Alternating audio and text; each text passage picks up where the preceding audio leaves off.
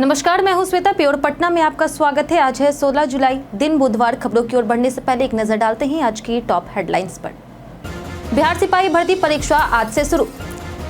Patna metro का काम तेज, Delhi metro करेगी मेंटेनेंस।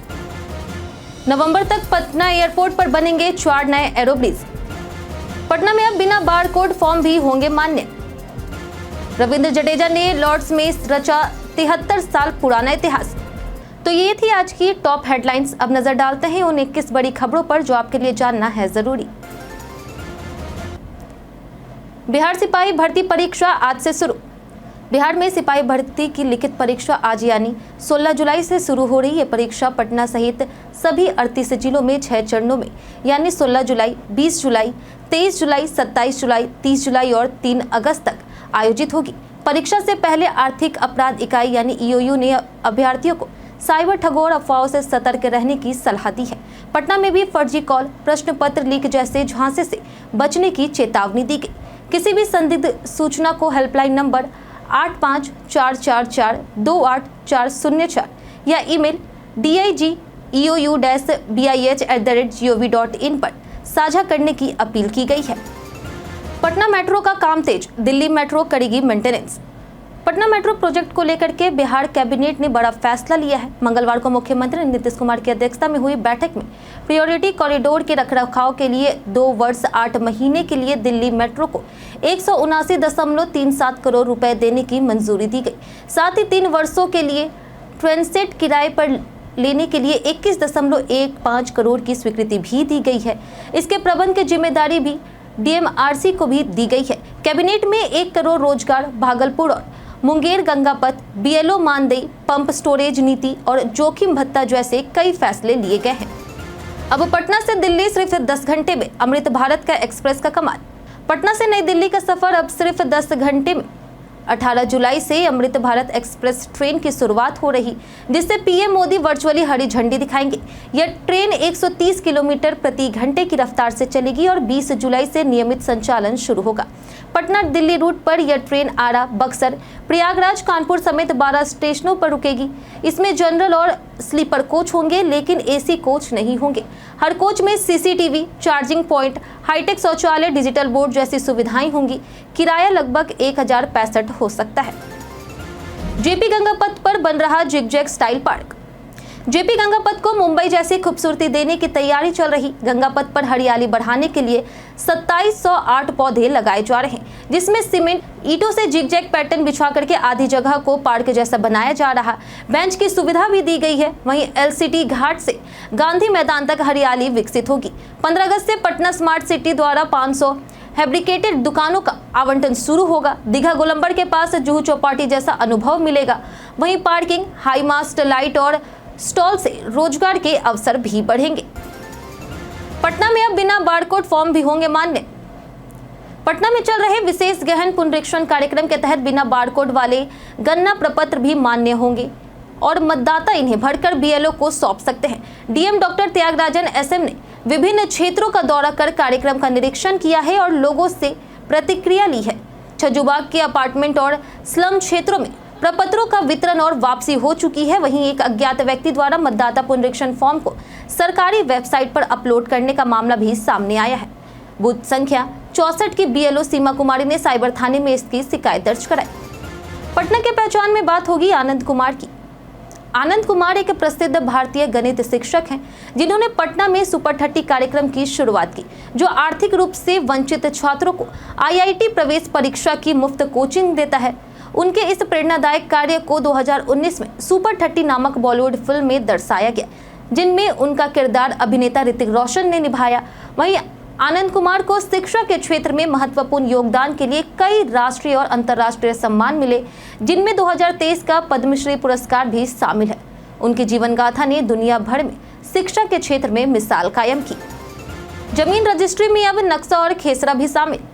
बिहार सरकार ने म्यूटेशन प्रक्रिया को सरल और पारदर्शी बनाने के लिए नई योजना शुरू की है, जिसमें जमीन की रजिस्ट्री के समय ही अद्यतन नक्शा, खाता, खेसरा और चौहद्दी शामिल होंगे। इससे अलग से म्यूटेशन आवेदन की आवश्यकता नहीं होगी और दस्तावेज सीधे सर्किल ऑफिसर को भेजे जाएंगे। योजना पहले उन जिलों में लागू होगी जहां विशेष भूमि सर्वेक्षण पूरा हो चुका है, जैसे पटना, दरभंगा, समस्तीपुर और बेगूसराय। यह प्रणाली विवादों को कम करेगी और नागरिक biharbhumi.bihar.gov.in पर जानकारी देख सकेंगे। 1.5 लाख लंबित मामलों को 30 दिन में निपटाने का निर्देश भी दिया गया है। पटना में गंगा का जलस्तर बढ़ा, बाढ़ का खतरा। बिहार में मानसून की सक्रियता से गंगा का जलस्तर तेजी से बढ़ रहा है, जिससे पटना में बाढ़ का खतरा बढ़ गया है।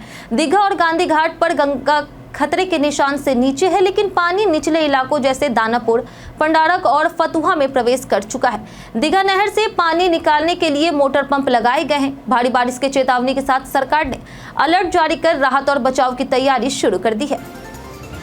बख्तियारपुर रिवर फ्रंट पाथवे पर बाइक चलाना प्रतिबंधित। बख्तियारपुर के सीरी घाट स्थित नवनिर्मित गंगा रिवर फ्रंट के पाथवे पर बाइक चलाने पर अब प्रतिबंध लगा दिया गया है। एसडीएम चंदन कुमार ने यह निर्णय सुरक्षा और जन सुविधा को ध्यान में रखते हुए लिया। शाम 4 बजे से रात 9 बजे तक 3 प्रवेश बिंदुओं पर मजिस्ट्रेट और पुलिस की तैनाती की गई है। रिवर फ्रंट पर भीड़ के बीच बाइक से स्टंट और रील बनाने वालों की हरकतों से महिलाएं और बुजुर्ग परेशान थे। लगातार शिकायतों के बाद यह कार्रवाई की गई है, जिससे स्थानीय लोगों ने सराहा और प्रशासन की पहल का स्वागत किया। गर्दनीबाग और ट्रांसपोर्ट नगर में जल्द चालू होंगे सीएनजी स्टेशन। राजधानी पटना में सीएनजी पीएनजी आपूर्ति सुचारू बनाए रखने के लिए गर्दनीबाग और ट्रांसपोर्ट नगर में 2 मदर स्टेशन बन रहे हैं, जिनकी कुल क्षमता 50,000 किलोग्राम होगी। गर्दनीबाग स्टेशन अंतिम चरण में है, जबकि ट्रांसपोर्ट नगर का स्टेशन 3 महीने में तैयार होगा। फिलहाल जिले में 34 पंपों से आपूर्ति हो रही है, पर ऑफलाइन पंपों पर गैस की कमी से दिक्कतें हैं। प्रतिदिन 60,000 लोग सीएनजी वाहनों से सफर करते हैं, जिनमें 44,000 ऑटो शामिल है। नवंबर तक पटना एयरपोर्ट पर बनेंगे 4 नए एरोब्रिज।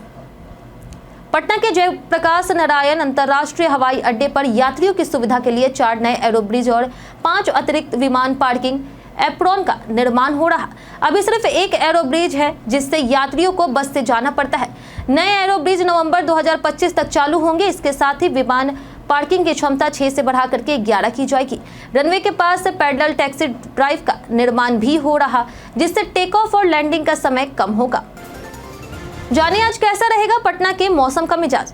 पटना में आज अधिकांश क्षेत्रों में मध्यम से भारी बारिश की संभावना है। मौसम विभाग के अनुसार अधिकतम तापमान 32 से 34 डिग्री सेल्सियस और न्यूनतम तापमान 26 से 28 डिग्री सेल्सियस के बीच रहेगा। आसमान में बादल छाए रहेंगे और मौसम सुहाना बना रहेगा। 30 से 40 किलोमीटर प्रति घंटे की रफ्तार से तेज हवा चलने की संभावना है। साथ ही मेघ गर्जन और ठनका गिरने की चेतावनी भी दी गई है। पटना मौसम विज्ञान केंद्र ने लोगों को सतर्क रहने की सलाह दी है। विशेषकर खुले स्थानों और खेतों में काम करने वालों के लिए सावधानी जरूरी है। कैट ने एम्स निदेशक के खिलाफ गिरफ्तारी वारंट किया जारी। केंद्रीय प्रशासनिक न्यायाधिकरण यानी कैट पटना बेंच ने एम्स पटना के कार्यकारी निदेशक के खिलाफ अवमानना मामले में गिरफ्तारी का जमानती वारंट जारी किया है। डॉक्टर नेहा सिंह की याचिका पर यह फैसला आया, जिन्हें सहायक प्रोफेसर के इंटरव्यू में शामिल नहीं होने दिया गया था, जबकि न्यायाधिकरण ने उन्हें अनुमति दी थी। एम्स प्रशासन ने आदेश का पालन नहीं किया और निदेशक 11 जुलाई को भी हाजिर नहीं हुए। हाईकोर्ट ने उनकी याचिका खारिज कर दी है। वहीं न्यायाधिकरण ने इसे आदेश की अवहेलना माना है और 25 जुलाई को सशरीर हाजिर होने का निर्देश दिया। आज पटना के पर्यटन में बात करेंगे गांधी घाट की। पटना स्थित गांधी घाट गंगा नदी के किनारे बसा एक पवित्र स्थल है, जहां महात्मा गांधी की अस्थियों का विसर्जन हुआ था। यह स्थान न केवल ऐतिहासिक रूप से महत्वपूर्ण है, बल्कि आध्यात्मिक दृष्टि से भी अत्यंत प्रेरणादायक है। हर शाम यहाँ आयोजित गंगा आरती, जिसमें 51 दीपों और मंत्रोच्चार के साथ पूजा होती है, भक्तों और पर्यटकों को आकर्षित करती है। वहीं मकर संक्रांति पर यहाँ पतंग उत्सव का आयोजन भी होता है, जिससे यह घाट और जीवंत हो उठता है। गांधी घाट आत्मिक शक्ति, भक्ति और संस्कृति का एक अद्भुत संगम प्रस्तुत करता है। पटना में आज से शुरू हुआ सूत्रा फैशन एग्जीबिशन। पटना में आज से hotel lemon tree exhibition road पर 2 दिवसीय सूत्रा इंडियन फैशन एग्जीबिशन की शुरुआत हुई है। यह प्रदर्शनी 17 जुलाई तक चलेगी और सुबह 10 बजे से रात 9 बजे तक खुली रहेगी। राखी और तीज को ध्यान में रखते हुए 45 से अधिक डिजाइनों के स्टॉल लगाए गए हैं। देश भर से आए डिजाइनर कपड़े, ज्वेलरी, फुटवेयर और इंडो वेस्टर्न ड्रेस पेश कर रहे हैं। प्रवेश और पार्किंग पूरी तरह से निःशुल्क है। NH 80 पर बाईपास निर्माण से लोगों को मिलेगी जाम से राहत। बिहार सरकार मोकामा मुंगेर NH 80 पर जाम की समस्या से राहत दिलाने के लिए लखीसराय जिले के सूर्यगढ़ प्रखंड में किऊल नदी के तटबंध पर बाईपास सड़क निर्माण की योजना बना रही। यह बाईपास गोंदरी पुल मनुचक से शुरू होकर के मुंगेर सीमा तक जाएगा और प्रस्तावित मरीन ड्राइव से भी जोड़ा जाएगा। इससे न केवल यातायात सुगम होगा, बल्कि बाढ़ से सुरक्षा भी मिलेगी।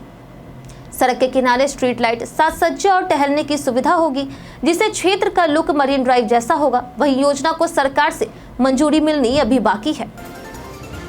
कई कारणों से दर्ज है भारत के इतिहास में आज का दिन। 1893 में नागरी प्रचारणी सभा की स्थापना हिंदी भाषा, साहित्य और देवनागरी लिपि के प्रचार प्रसार के लिए हुई थी। 1909 में स्वतंत्रता संग्राम सेनानी अरुणा अशरफ अली का जन्म हुआ, जो भारत की प्रमुख महिला स्वतंत्रता सेनानियों में थी। 1968 में मशहूर हॉकी खिलाड़ी धनराज पिल्ले का जन्म हुआ।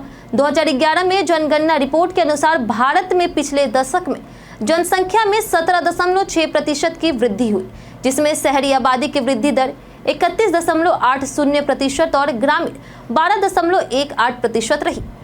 2021 में प्रसिद्ध अभिनेत्री सुरेखा सिकड़ी का निधन हुआ, जिन्होंने फिल्म और टीवी में अहम योगदान दिया। रविंद्र जडेजा ने लॉर्ड्स में रचवा 73 साल पुराना इतिहास। लॉर्ड्स में खेले गए रोमांचक टेस्ट में इंग्लैंड ने भारत को 22 रन से हराकर सीरीज में 2-1 की बढ़त बना ली है। रविंद्र जडेजा ने भारतीय टीम के लिए शानदार प्रदर्शन किया और नाबाद 61 रन की पारी खेली। उन्होंने लॉर्ड्स टेस्ट की दोनों पारियों में अर्धशतक लगाया और ऐसा करने वाले दूसरे भारतीय बने। जडेजा ने इस सीरीज में लगातार चौथी 50 लगाई और अंतर्राष्ट्रीय क्रिकेट में 7018 रन और 611 विकेट के साथ कपिल देव के बाद यह मुकाम हासिल करने वाले दूसरे भारतीय बने। फिर भी वह टीम को जीत नहीं दिला सके। शांति हॉस्पिटल पर 18 लाख मुआवजा देने का आदेश। पटना जिला उपभोक्ता आयोग ने शांति हॉस्पिटल और डॉक्टर शांति सिंह को चिकित्सा लापरवाही का दोषी ठहराते हुए पीड़ित मधु सिन्हा को 18 लाख रुपए मुआवजा, 50,000 रुपए मानसिक पीड़ा और 50,000 रुपए मुकदमा खर्च देने का आदेश दिया है। 2017 में हुए ऑपरेशन के दौरान बिना जानकारी दिए सामान्य बेहोशी दी गई, जिससे मरीज की हालत बिगड़ी और उसे कई अस्पतालों में रेफर करना पड़ा। मेडिकल बोर्ड की रिपोर्ट में गंभीर लापरवाही की पुष्टि हुई है। आयोग ने अस्पताल को आईसीयू सुविधा के बिना जटिल ऑपरेशन न करने की चेतावनी दी है और सिविल सर्जन को निगरानी के निर्देश दिए। पटना में लापता मैनेजर का मिला सुराग, जांच जारी। पटना के बेउर इलाके में आईसीआईसीआई लोम्बार्ड के मैनेजर अभिषेक वरुण 2 दिन से लापता थे। अब उनका 2 पहिया वाहन समेत एक कुएं में उन्हें मृत पाया गया है। अभिषेक 13 जुलाई को एक पार्टी से लौटते वक्त हादसे का शिकार हुए। अंतिम बार उन्होंने पत्नी को कॉल कर बताया कि उनका एक्सीडेंट हो गया है। वहीं पुलिस जांच में सामने आया है कि वह अकेले थे और कोई उनका पीछा नहीं कर रहा था। फिलहाल मामला हादसे का प्रतीक हो रहा, जांच जारी है। श्री अकाल तख्त और पटना साहिब विवाद हुआ समाप्त। श्री अकाल तख्त साहिब अमृतसर और तख्त श्री हरि मंदिर जी पटना साहिब के बीच चल रहा विवाद अब समाप्त हो गया है। दोनों तख्तों ने अपने अपने विवादित आदेशों को वापस ले लिया है। वहीं पटना साहिब में पंच प्यारों की बैठक में जत्थेदार बलदेव सिंह की अध्यक्षता में फैसले को रद्द किया गया। श्री अकाल तख्त ने जत्थेदारों पर लगी सेवा रोक को हटाने और अन्य आदेश भी वापस लेने का निर्णय लिया। वहीं पूर्व जत्थेदार ज्ञानी रंजीत सिंह को कोर्ट केस वापस लेने और बातचीत से समाधान निकालने का निर्देश दिया गया। दोनों पक्षों ने पंथ की एकता को प्राथमिकता दी है। बीते दिन हमारे द्वारा पूछे गए सवाल का जवाब आप लोगों में से बहुत लोगों ने हमारे कमेंट बॉक्स सेक्शन में लिख कर दिया है। जिन्होंने हमारे द्वारा पूछे गए सवाल का जवाब दिया है उनके नाम है मनोज दास, बबलू कुमार, अमरजीत कुमार, नंद किशोर प्रसाद, संजीव कुमार, राम कुमार, राकेश मिश्रा और वास्तविक कुमार। इसी के साथ बढ़ते हैं आज के सवाल की ओर और आज का सवाल है, आपके इलाके में सड़क, बिजली और पानी की क्या स्थिति है?